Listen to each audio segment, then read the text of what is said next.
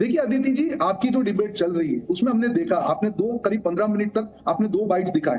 कहीं पे भी विकास का मुद्दा नहीं है, कहीं पे भी मोरबी का मुद्दा नहीं है, कहीं पे भी जो 75 लोग मर गए जहरीली शराब में वो मुद्दे नहीं है, पेपर लीक का मुद्दा नहीं है, ड्रग्स का मुद्दा नहीं है, बेरोजगारी का मुद्दा नहीं है, गरीबी का मुद्दा नहीं है, महिला सुरक्षा का मुद्दा नहीं है, किसानों का मुद्दा नहीं है। तो मुद्दे कहां पे है? मुद्दे तो ये है, यही गुजरात चाह रहा है कि आपने जो सरकार को चुना 27 साल तक, ये लोग बोलते डबल इंजन, कहां पे है डबल इंजन? एक भी इंजन इनका चल नहीं रहा है गुजरात में। और इसी कारण गुजरात की जनता ने जब मन बना लिया है परिवर्तन का, तब इनकी एंट्री होती है इनकी बी टीम की।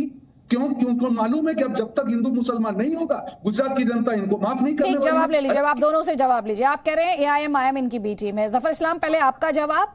आपने एआईएम की एंट्री कराई है और उसके बाद सैयद असीम वकार, जल्दी जल्दी। पहले जफर इस्लाम जी।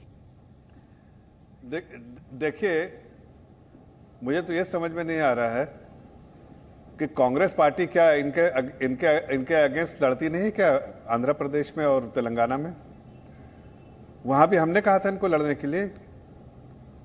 क्या ओवैसी की पार्टी और दूसरे प्रदेश में नहीं लड़ी है? क्या हम उनको कह रहे हैं लड़ने के लिए? अरे भाई, लड़ना उनका काम है। वो खुद कहते हैं कि पॉलिटिकल पार्टी है, कॉन्स्टिट्यूशन इनको इजाजत देता है लड़ने का। तो हम, आप रोक सकते हैं तो रोक लिया, आप अलायंस कर लीजिए उनके साथ। आपको ऐसा लगता है तो आप उनके साथ अलायंस कर लीजिए। क्यों नहीं अलायंस कर लेते हैं? अगर आपकी लाइक माइंडेड पार्टी है तो अलायंस कर लीजिए। हमने कब उनको रोका है या आपको रोका है? आप कर लीजिए अलायंस। नहीं, वो तो कह रहे हैं आपकी अलायंस है। वो तो कह रहे हैं जफर इस्लाम जी, अभी आपने सुना नहीं, वो तो ये कह रहे हैं आपका इनके साथ अघोषित अलायंस है। वो ये आरोप आप पर लगा रहे हैं। Pre-poll alliance. मेरे इसलिए कह रहा हूं ना कि मेरा हमारा क्या भाई, वो इलेक्शन लड़ना चाहते हैं तो हम क्या रोकने वाले हैं? मैं कांग्रेस को भी रोक दूं फिर तो इलेक्शन में? नहीं, फिर अगर आप कह रहे हैं तो कांग्रेस को भी हम रोक देते हैं इलेक्शन में, बाकी पार्टियों को भी रोक देते हैं इलेक्शन में। अरे भाई, सबको इजाजत है, कॉन्स्टिट्यूशन देता है इजाजत लड़ने का। अगर आपको उनसे दिक्कत है कि भाई वो लड़ रहे हैं, आपको उससे नुकसान होगा, तो आप उनके साथ अलायंस कर लिए। हम थोड़ी हमारे साथ कोई अलायंस है क्या? हमारे कोई जानने वाले हैं?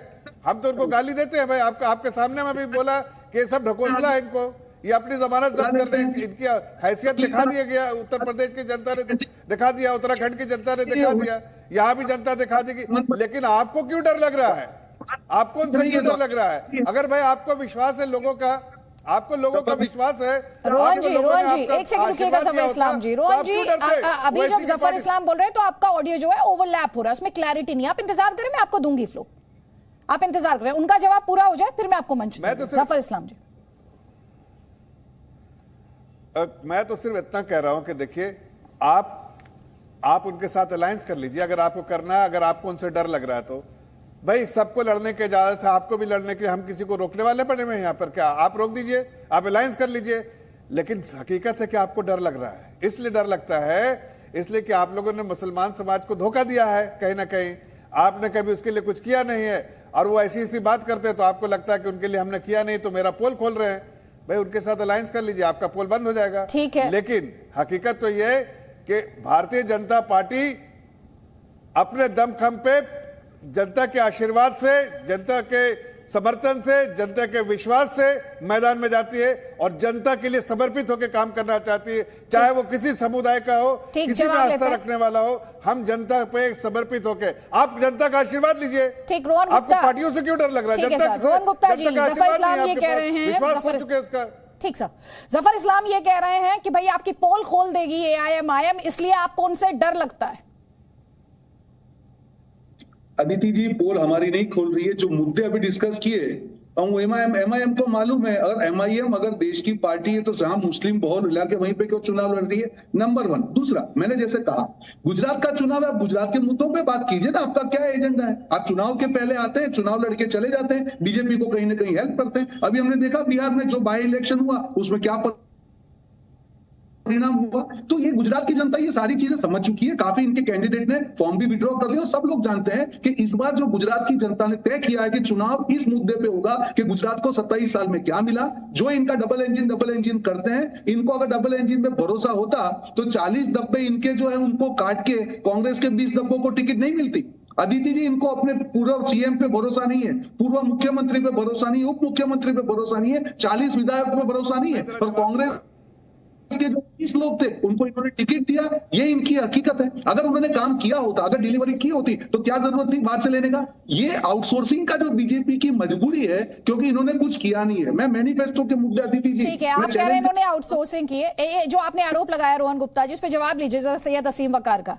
आपने सुना, ये कह रहे हैं आप आते हैं, चुनाव लड़ते हैं और फिर चले जाते हैं, गायब हो जाते हैं। आप जाते हैं बीजेपी की मदद करने के लिए, ये आरोप आप पर कांग्रेस पार्टी लगा रही है। और साथ ही आपने सुन लिया होगा, उन्होंने ये भी आरोप लगाया बीजेपी की बी टीम है। अच्छा, हम लोग चुनाव लड़ते हैं, उसके बाद में हम चले जाते हैं, और रोहन गुप्ता जी वहीं कमरा ले लेते हैं, वहीं रहते हैं, वहीं दुकान खोल लेते हैं अपनी। राहुल गांधी वहीं कारोबार शुरू कर देते हैं, जहां चुनाव हारते हैं वहीं कारोबार शुरू। सर, चुनाव हारने के बाद राहुल गांधी जी अमेठी वापस नहीं गए, आज तक नहीं गए। आपकी फैक्ट चेक, राहुल जी जाके आए हैं, और आपको चाहिए तो मैं वीडियो भेज दूंगा आपको, जरा फैक्ट चेक कीजिए। नेशनल टीवी पे आते हैं, जरा स्टडी करके आइए वकार जी। नहीं, मैं तो बहुत खुश हूं कि कांग्रेस के पास आप जैसे सारे प्रवक्ता हैं, और आप लोग की जितनी अकल है आपने उतनी इस्तेमाल कर ली। भाई आपसे तो ज्यादा ही है, इस्तेमाल करेगा। और आप लोगों ने इस्तेमाल कर करके राहुल गांधी को बेचारे को यहाँ पहुंचा दिया। अरे सैयद असीम वकार करने की जरूरत नहीं है ना, आप मुद्दे पर रहिए। उन्होंने आपकी पार्टी पर आरोप लगाया, बीजेपी की बी टीम है, क्यों पर्सनल कमेंट कर रहे हैं? कौन किस लेवल पर है, क्या लेवल है, जनता तय करती है ना सर। आप क्यों सर्टिफिकेट दे रहे हैं किसी को? आप इस डिबेट में मत दीजिए सर, डिबेट में सर्टिफिकेट मत दीजिए। उन्होंने जो आरोप लगाया, 2 आरोप लगाए उन्होंने, ध्यान से सुन लीजिए सर प्लीज। आप बीजेपी की बी टीम है, आप चुनाव आते हैं, आप आते हैं चुनाव में, लड़ते हैं और आप चले जाते हैं, आप बीजेपी की मदद करते हैं। इस पर आपका जवाब सर। अब आप ही बोल लीजिए मैडम, मैं इस तरह की थोड़ा सा अवॉइड करता हूं। हाँ सर, आप पर्सनल अगर किसी पर अटैक करेंगे तो उसकी इजाजत मैं नहीं दे सकती हूँ सर। आपसे जो सवाल है, सवाल का जवाब दीजिए आप सर। आप चलिए और बोलिए, मैंने अपना टाइम दिया आपको। सर आपको जवाब देना है सैयद असीम वकार? नहीं देना है सर, हिस्ट्रोनिक्स के लिए मेरे पास टाइम नहीं है। आपके पास सवाल का जवाब नहीं है या तो नहीं, मैं आपको टाइम दे रहा हूं। नहीं, मुझे आपके टाइम की जरूरत नहीं है, यहाँ मैं टाइम देती हूँ गेस्ट को। गेस्ट मुझे टाइम नहीं देते हैं, अपने ही शो में मेहमान नहीं हूं मैं, ठीक है? देखिए, आपसे जो सवाल है उस सवाल का जवाब दे दीजिए। बात की गंभीरता को समझिए, और कम से कम अच्छी बात जब हो रहा हो तो सुनने की कोशिश क्या कीजिए। बहुत नहीं बोला जाता है मैडम, थोड़ा सुना भी जाता है। अब बहस हो रही है, आपने सामने रहने का बीजेपी एजेंट है, ये है वो है, कहलवा दिया आपने। तो जिसने कहा है, रोहन गुप्ता मेरे कहने से बोलते हैं, उसी को तो मैं रोहन गुप्ता मेरे कहने से बोलते हैं। कांग्रेस पार्टी के प्रवक्ता हैं कि अदिति त्यागी के प्रवक्ता हैं? अपनी पार्टी की तरफ से उन्होंने आरोप लगाया, जवाब दीजिए ना सर आप। मैं तो रोहन गुप्ता से बात कर रहा था, जवाब देने दीजिए। 27 साल हो गए भारतीय जनता पार्टी को कांग्रेस हरा नहीं पा रही है। काबिलियत का अंदाजा लगाइए आप लोग अपनी, मतलब सोचिए कि कितने काबिल हैं आप लोग, कि आप हर इलेक्शन में एक नया वजह ढूंढ लेते हैं। आप अपने को खुद को बेवकूफ बना रहे हैं। आप लोग किसको बना रहे हैं मुझे नहीं पता, आपको रीजन ही नहीं पता है कि आप पीछे क्यों जा रहे हैं। और जब तक आपको वजह पता नहीं चलेगी तब तक आप पीछे जाते रहेंगे और आखिर में नाले में गिर जाएंगे। आप वजह समझिए कि आप बीजेपी को क्यों नहीं हरा पा रहे हैं, का एजेंडा क्या है। मैंने जो सवाल पूछा उसका जवाब दीजिए, और राहुल जी को भी समझाइए, और उनको बताइए कि रोहन गुप्ता जी कहिए उनसे कि हम लोग पे यकीन ना कीजिए। आप रणनीति बनाइए अच्छे लोगों के साथ।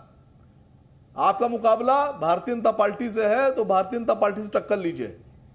मजलिस-ए-इत्तेहादुल मुस्लिमीन 14 सीट पर चुनाव लड़ रही है, आप लड़ रहे हैं 182 सीट पर। तो 14 सीट पे लड़ने वाला 182 सीट आप कैसे हरा देगा आपको? आप पहले ही हार मान चुके हैं, आपने सरेंडर कर दिया। 14 सीट वाले से आप हार के आपने बीजेपी को सरकार दे दी। आप यहां रो रहे हैं बैठकर, आपको शर्म आना चाहिए कि मैंने आपको समझाया ये बात कि हम सिर्फ 14 पे लड़ रहे हैं, आप 182 पे लड़ रहे हैं। की बात कर रहे हैं, इसलिए तो आप सुनिए सर, सुनिए और सुनिए, हम जितनी जीतेंगे